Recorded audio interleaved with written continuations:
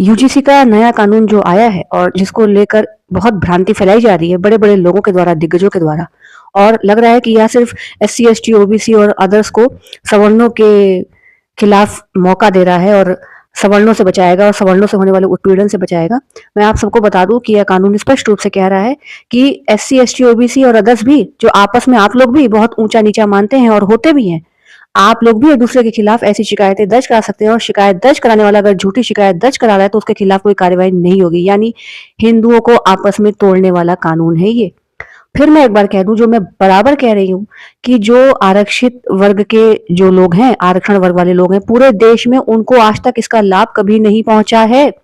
ये सरकारें, कोई भी प्रदेश से लेकर देश तक, सब लोग और सभी दिग्गज, चारों स्तंभों से जुड़े हुए लोग, सभी दिग्गज लोग ये नहीं सोच रहे हैं कि कैसे पिछड़े वर्ग के सभी लोगों की भागीदारी स्कूल, कॉलेज, यूनिवर्सिटीज में बढ़ाई जाए, इस पर नहीं सोच रहे हैं और ऐसा कानून लेकर आए हैं जो सीधे सीधे डिवाइड एंड रूल का कानून है। और ऐसा मत सोचिए कि ये सवर्णों के खिलाफ कानून है और सवर्णों से बचाएगा आप लोगों को। सवर्ण तो थोड़े से हैं, ये कानून आपके लिए भी ठीक नहीं है। एससी, एसटी, ओबीसी, अदर्स भी सीधे सीधे तोड़ने वाला कानून है। देखिए, जो लोग सक्षम है वो व्यापार कर लेंगे, जो और सक्षम है वो बाहर अपने बच्चों को पढ़ने भेज देंगे, कहीं ये खुद ही बाहर चले जाएं।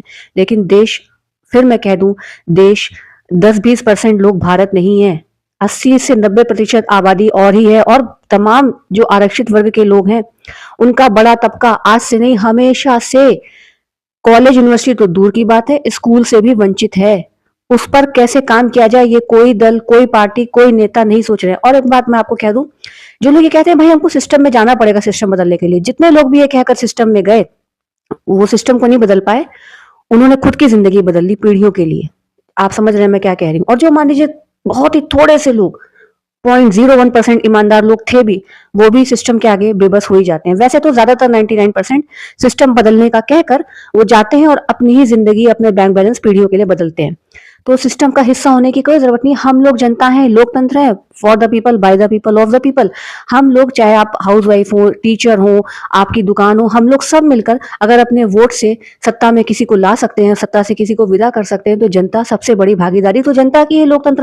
मैं भी ये मानती हूँ कि 100% ईमानदारी बड़ी मुश्किल है, संभव नहीं है, ये मैं पहले भी कह चुकी हूँ।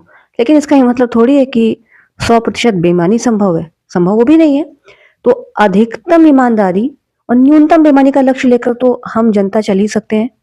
बाकी देखिए, चाहे 10वीं फेल बाबा हो, चाहे आईटी पास बाबा हो, चाहे कोई नेता हो, इनके और इनके साथियों का खाली झोला पीढ़ियों के लिए भर जाता है और जनता का तो दिल दिमाग भी पीढ़ियों के लिए खाली हो जाता है।